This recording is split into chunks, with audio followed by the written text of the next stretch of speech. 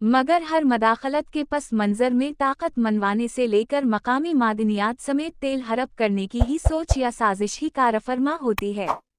इस मदाखलत ने महज सबत की है उस बात पर कि अमरीका रूस के बरखिलाफ यूक्रेन को इसलिए असलहा और ताकत देता रहा है और दे रहा है कि कल को वो रूस के मज़ीद टुकड़े कर सके।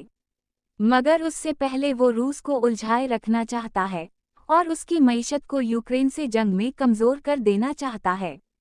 यही हाल मग़रिब चाइना के मामले में ताइवान को इस्तेमाल करके करता है। यानी अगर पाकिस्तान पर दबाव डालना हो तो भारत में दहशतगर्दी करवा के भारत से महदूद जंग की धमकियां दिलवाई जा सकती हैं या फिर पाकिस्तान पर महदूद जंग मुसल्लित की जा सकती है। आखिरी बात यह है कि इस मदाखलत ने तीसरी दुनिया और कमज़ोर मुल्कों को ये पैगाम दिया है कि उनकी गर्दन अमरीकी शिकंजे में है। अमरीका जब चाहे किसी भी मुल्क को सियासी और मुआशी मामलात में उलझा सकता है